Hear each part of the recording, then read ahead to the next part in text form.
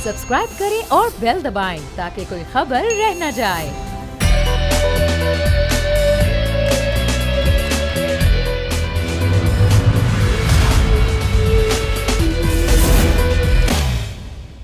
तो ये सूरत हाल है और ज़ाहिर कल की एपीसी की बात करना यूं ज़रूरी है कि जो आज का रद्द-ए-अमल है वो उसी से लिंक्ड है। तो अब कल वाली एपीसी पिछली एपीसी जो होती रही हैं या पिछले जो इत्तेहाद बनते रहे हैं मिसाक जमहूरियत से लेकर कल वाले एक्शन प्लान से मुख्तलिफ क्या था, ये आज हम अपने प्रोग्राम में उठाएंगे। जो आज गुफ्तगू वफाकी वज़रा की जानिब से की गई तो लगता ये है कि हुकूमत की जो बॉडी लैंग्वेज है वो तो बड़ी काम और कंपोज है। हुकूमत इतनी परेशान नहीं है क्योंकि ये 3 माह का टास्क है जो कि अपोजिशन ने दिया है कि अक्टूबर से लेकर जनवरी तक ये तमाम तर प्लान है जिसमें मियां नवाज शरीफ की वापसी का प्लान भी शामिल है जो कि जनवरी में है। ये भी कल की एपीसी में बताया गया है। थोड़ा सा मैं एपीसी के नुक्ते बता देती हूँ, फिर ज़ाहिर अपने मेहमानों से गुफ्तगू करूँगी कि एपीसी ने जो सबसे पहला मुतालबा किया है वो हुकूमत के इस्तीफ़ों का है, जिसमें सबसे पहला इस्तीफ़ा वज़ीर आज़म इमरान खान का शामिल है। इसके साथ साथ एहतजाजी तहरीक है जिसका ऐलान किया गया है। इस एहतजाजी तहरीक में वकला भी शामिल होंगे, ताजिर शामिल होंगे, किसान, मजदूर, तालिब इल्म, सिविल सोसाइटी और मीडिया को भी इस तहरीक में शामिल किया जाएगा। अक्टूबर और नवंबर 2020 के पहले मरहले में मुल्क की सूबाई दारुल हुकूमतों कराची, कोयटा, पेशावर, लाहौर समेत बड़े शहरों में मुश्तरका जलसे किए जाएंगे और साथ ही साथ जो दूसरा मरहला होगा उसमें रैलियां होंगी, मुजाहरे होंगे, ये लॉन्ग मार्च भी हो सकता है और धरना भी हो सकता है। साथ ही साथ जनवरी में इस्लामाबाद की तरफ एक फैसला कुन लॉन्ग मार्च किया जाएगा और सिलेक्टेड हुकूमत की तब्दीली के लिए मुत्तहिदा हिज़्ब इख्तिलाफ पार्लियामान के अंदर भी और बाहर भी जमहूरी, सियासी और आइनी ऑप्शन इस्तेमाल करेगी, जिनमें अदम एतमाद की तहरीक और मुनासिब वक्त पर असम्बलियों से इज्तिमाई इस्तीफ़ों का ऑप्शन भी होगा। लेकिन ये बता दूं मैं आपको कि अंदर की कहानी ये है कि इस्तीफ़ों पर खासी गर्मा गर्मी हुई है और ये इस्तीफ़ों का ऑप्शन सबसे लास्ट ऑप्शन रखा गया है। तो ये जो सिचुएशन है, अब इस सिचुएशन को देखते हुए आगे का लाहेअमल क्या होगा, ये अपोजिशन जो फ़िलहाल तो हमें नाज़रीन मुत्तहिद नज़र आती है, ये आगे जाके किन किन नुकात पर मुत्तहिद रह सकती है, क्योंकि जब हम बात करते हैं बड़ी अपोजिशन पार्टीज़ की तो उनमें इख्तिलाफ़ राय जब पैदा होता है जब ट्रस्ट डेफिसिट आता है। और ट्रस्ट डेफिसिट पहले भी हम देख चुके हैं कि पाकिस्तान पीपल्स पार्टी नून लीग पर एतमाद नहीं करती। ये कुछ दिनों पहले की ही ये तमाम तर सूरत हाल थी जिसमें ये कहा गया था पीपल्स पार्टी ने कि हम नून लीग पर एतमाद नहीं कर सकते। ऐसे इकबाल साहब मेरे साथ मौजूद हैं पाकिस्तान मुस्लिम लीग नून से। एहसन साहब बहुत शुक्रिया आपका, ये अभी गुफ्तगू भी सुनी, ज़ाहिर वफाकी वज़रा आए, उन्होंने ये तमाम तर गुफ्तगू की। पहले तो आप इस पर रद्द-ए-अमल दीजिएगा, क्या रद्द-ए-अमल है इस पर अपोजिशन पार्टीज़ का? जी, सबसे पहला रद्द-ए-अमल तो मेरा ये है कि मैं हुकूमत का शुक्रिया अदा करना चाहूँगा कि उन्होंने जिस अंदाज में बौखलाहट के साथ ये प्रेस कॉन्फ्रेंस की है, उन्होंने अपनी बौखलाहट से ऑपोजिशन की एपीसी की कामयाबी का सर्टिफिकेट जारी कर दिया है। अच्छा। और ये बात पूरी कौम ने देख ली है कि जो एपीसी के नताइज थे वो एक तीर की तरह हुकूमत को जाके दिल में पैबस्त हुए हैं और हुकूमत उनसे इतनी बौखला गई है कि उसके 4 वज़रा बहकी बातें करके लोगों को गुमराह करने की कोशिश कर रहे थे। कल इसके बारे में ऑपोजिशन भी अपना रद्द-ए-अमल बाकायदा तौर पे देगी और आप देख सकेंगे कि हुकूमत जो है वो किस कदर बौखलाहट का शिकार हो चुकी है। अच्छा एहसन साहब, ये तो आप कह रहे हैं कि बौखलाहट का शिकार है, लेकिन उन्होंने कहा कि ज़्यादा जोश में ऑपोजिशन इसलिए आ गई है क्योंकि उनको अब पता है कि अब वो कायल हो चुके हैं कि उनको एनआरओ नहीं मिलेगा। ये बार बार एनआरओ की बात क्यों की जाती है? अगर हुकूमत समझती है कि ऑपोजिशन ज्यादा जोश में आ गई थी और एक बेअसर एपीसी थी तो उन्हें एपीसी को नजरअंदाज करना चाहिए। अच्छा, तो ये भी कहा गया कि ये जो बयानिया जो नैरेटिव मियां साहब की कल की तकरीर से भारतीय मीडिया पर चलाया गया, ये ज़ाहिर स्टेट के खिलाफ एक नैरेटिव था। देखिए, यही इस हुकूमत का मसला है कि ये अपने अलावा सबको पाकिस्तान का गद्दार समझते हैं और बनाने की कोशिश करते हैं। आप मुझे बताइए कि ऑपोजिशन की जो जमातें कल वहाँ बैठी थीं, अगर आप इनकी मजमूई वोटों की तादाद निकालें तो ये पीटीआई से बहुत ज्यादा बनती है। तो अगर पाकिस्तान की आधी से ज्यादा आबादी पाकिस्तान की गद्दार है तो फिर अल्लाह ताला ही पाकिस्तान के ऊपर रहम करे।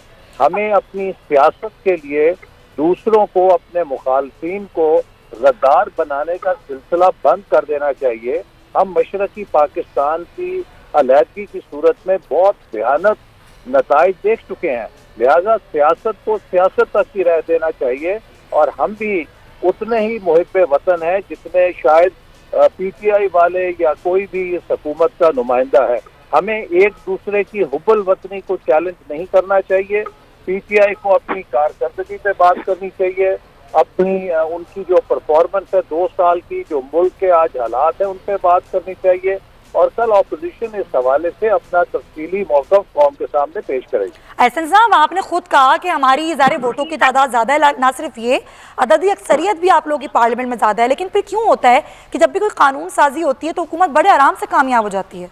जी, यही वो मसाइल हैं कि जिनकी नवाज शरीफ साहब ने निशानदेही की है और कल कहा है कि हम सबको सिर जोड़ के बैठना चाहिए। अच्छा। और अब 72 साल के बाद पाकिस्तान को मजीद तजुर्बेकार बनने से रोकना चाहिए। अच्छा। और इस मुल्क को भी एक अमन और इस्तेकाम के साथ, जैसे दूसरे मुल्क चल रहे हैं, बांग्लादेश हमसे बाद में आज़ाद हुआ, हमसे आगे निकल गया, ये लम्हा फिक्री है हम सबके लिए। अच्छा, ये आईनी ऑप्शंस कौन कौन से इस्तेमाल किए जा सकते हैं? आईनी ऑप्शन की बात की है। इस वक्त एक तकरीब में हूँ, अब आई एम सॉरी, कल इंशाल्लाह बात करेंगे। बहुत शुक्रिया आपका। एहसन इकबाल साहब हमारे साथ मौजूद थे और हैं कि कल हम जो है मुकम्मल लाए अमल इस पर देंगे और बताएंगे कि किस तरीके से ये जो बौखलाहट में उन्होंने कहा कि वफाकी वुज़रा ने प्रेस कॉन्फ्रेंस की है, ये बौखला गए हमारी एपीसी से। कामरान मुर्तज़ा साहब हमारे साथ मौजूद हैं, उनसे बात करते हैं। कामरान साहब, बहुत शुक्रिया आपका। अब ये ज़ाहिर सारी सूरत हाल तो आवाम के सामने आ गई है, आवाम ये खेल देख रही है, सियासत का खेल है ये, जिसमें ये नज़र आता है कि कभी कोई किसी पर एतमाद करता है, कभी कोई इत्तेहाद बनता है, कभी कोई इत्तेहाद नहीं बनता। तो ये जो इत्तेहाद है ये कितना अर्सा चल पाएगा?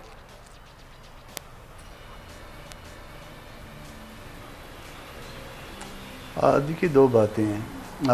एक तो बात यह है कि ये खेल अपोजिशन के पार्ट पे चल पाएगा या नहीं चल पाएगा। जी। दूसरी बात यह है कि आया गवर्नमेंट चल पाएगी या नहीं चल पाएगी। अच्छा। देखिए, हाँ, तकरीबन जो है ना वो आधे से आधे के लगभग अरसा गुजार चुकी गवर्नमेंट, और जब आप रिलीफ नहीं दे पाते तो फिर आप रूम दे रहे हैं अपोजिशन को, रास्ता दे रहे हैं, जगह दे रहे हैं। तो इस वक्त ये है कि मोर देन 40% जो है ना वो मुद्दत जो है इनकी ये। लेकिन कामरान साहब, ये बातें तो पहले भी की ना, जेयूआई फेक को जो धोखा दिया वो पीपल्स पार्टी और नून लीग ने दिया। पहले भी एक एपीसी हुई थी, एक लॉन्ग मार्च का ऐलान किया, लेकिन पीछे हट गई पीपल्स पार्टी और नून लीग। तो अभी आपको एतमाद है कि अब ये लोग पीछे नहीं हटेंगे?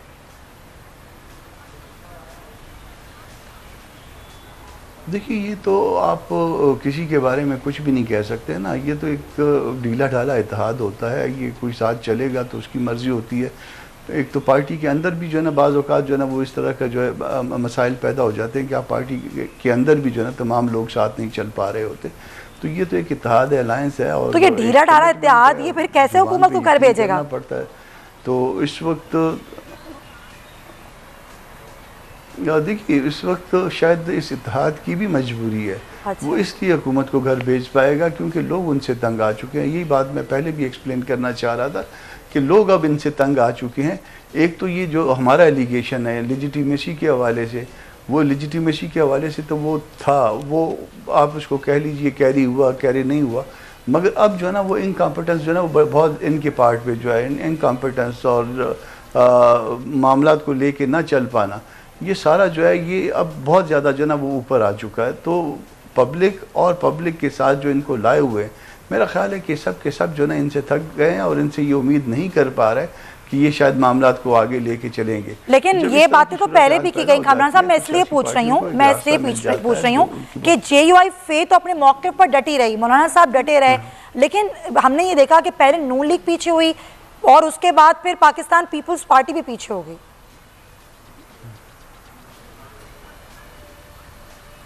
जी हाँ, उनकी अपनी अपनी मजबूरियाँ थी। देखिए, हर पार्टी जो है, एक तो 2 बातें आप उसमें ले सकते हैं।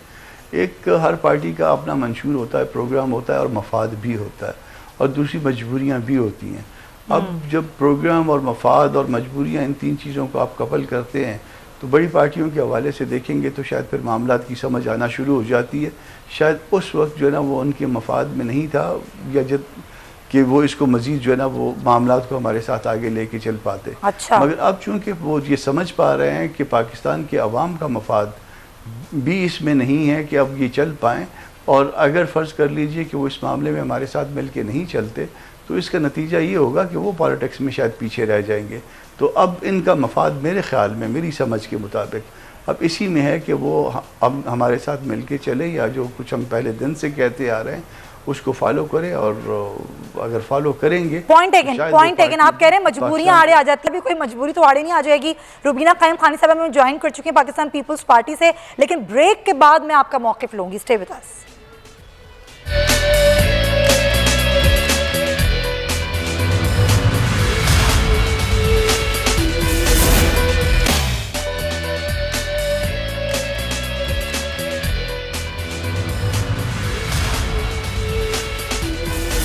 Welcome back to the show. Rubina Qaim Khani साहब मेरे साथ मौजूद हैं। और ज़ाहिर है, जब मैंने इंट्रो में बात की थी कि इस बार इस एपीसी में, इस इत्तेहाद में नया क्या है, क्योंकि माजी में ऐसे इत्तेहाद हमने पहले ही बनते हुए देखे। रुबीना साहिबा, वो ट्रस्ट डेफिसिट जिसकी मैंने शुरू में बात की कि वो ट्रस्ट डेफिसिट क्या अभी भी बरकरार है? कहीं ऐसा तो नहीं है कि जैसे पहले हुआ था, एक एपीसी भी पहले हुई थी, इससे पहले एक मिसाक जमहूरियत के नाम पर भी एक कॉन्ट्रैक्ट हो चुका है। तो इस बार इस कोलिशन में नया क्या है, और इस बार क्या ट्रस्ट डेफिसिट नहीं है जमातों में?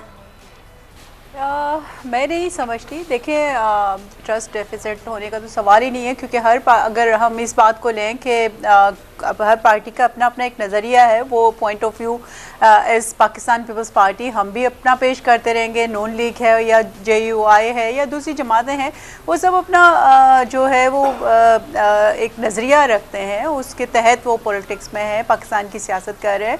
तो वो एक अलग बात होती है। लेकिन मैं ये कहूँगी कि अगर माजी में अगर आप देखें कि शहीद मोहतरमा बेनज़ीर भुट्टो ने, और जिस तरह से उससे पहले जो है नवाब जो है वो नसरुल्लाह साहब जो है वो अपना वो करते रहते थे, नवाबज़ादा जो नसरुल्लाह साहब जिस तरह से अलायंस करते थे और तमाम पार्टीज़ को जो है इकट्ठा करके और एक जो है वो मुल्क की सियासत में एक अपना रोल प्ले करते थे, उसी तरह से शहीद मोहतरमा बेनज़ीर भुट्टो ने और अब जो है जनाब बिलावल भुट्टो साहब जो है उस लेगेसी को, अच्छा, मैं इस बात को कंटिन्यू करूंगी कि उस लेगेसी को आगे लेके, लेकिन जाहिर है वही बात कि आगे ये कितना चल पाएगा। Point taken. ये अहम खबर थी, देना बड़ा ज़रूरी था और टाइम भी थोड़ा कम रह गया। रुबीना साहब, बस मुझे ये बता दीजिए कि अब ये जो आप लोगों का प्लान है, इस पर किस तरह से आप लोग काम करना शुरू कर रहे हैं और क्या होगा, पहले मरहले में क्या होगा?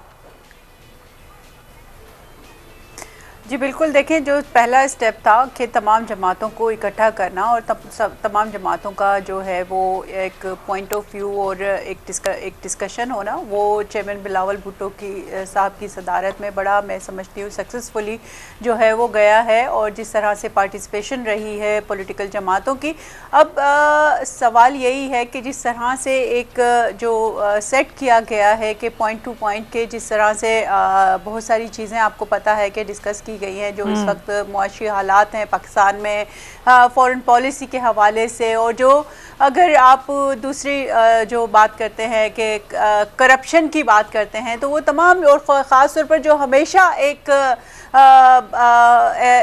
जो इस्टेब्लिशमेंट का जो रोल है रहा है पाकिस्तान की सियासत में, और एक डिक्टेटरशिप का जो रोल रहा है, उसको जो है वो ख़त्म करने की बात की गई है।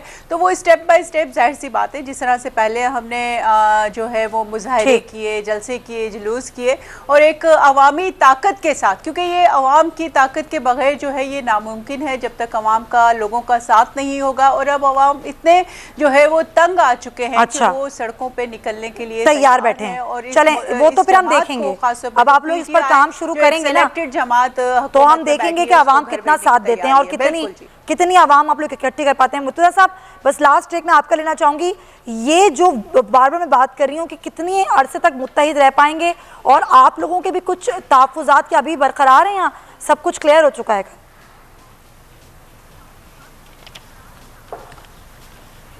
देखिए, किसी का बिखर जाना या किसी का इत्तेहाद होना, इसके पीछे मुहर्रकात हुआ करते हैं। तो इस वक्त मुहर्रक जो है वो इस बात हुकूमत की अपनी कमज़ोरी है, और उसके वो जो डिलीवर नहीं कर पा रही, वो जो कोई रिज़ल्ट नहीं दे पा रही, वो कमज़ोरी जो है ना, वो सबको इकट्ठे किए हुए है। हम तो अपने प्रोग्राम पे कायम हैं, मगर बाकी दोस्तों ने आके जब इस असूली मौक़िफ़ पे इत्तफ़ाक़ कर लिया, इस बात पर असूली इत्तफाक़ किया है कि ये इस्तीफ़े भी होंगे और हुकूमत को हर सूरत में जाना चाहिए, यानी जद्दोजहद के लिए जो उनके एक आम जो मुरवजा तरीक़ों के अलावा बाकी तरीक़ों पे भी उन्होंने इत्तफाक़ किया है।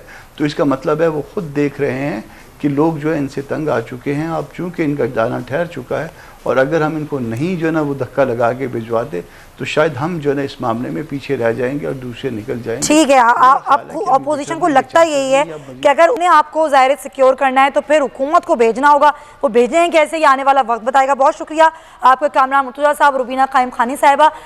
असल बात यह है कि जब सियासतदान कोई भी तहरीक चलाते हैं तो इस बात को ध्यान में रखें कि वो तहरीक सिर्फ ज़ाती हैसियत के लिए नहीं होनी चाहिए बल्कि आवाम के लिए भी होनी चाहिए, और आवाम का दुख दर्द सामने रख के अगर आप कोई तहरीक चलाएंगे तो ज़्यादा कामयाबी मिलेगी।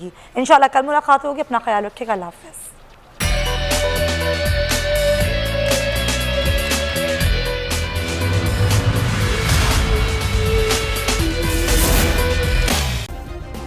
सब्सक्राइब करें और बेल दबाएं ताकि कोई खबर रह न जाए।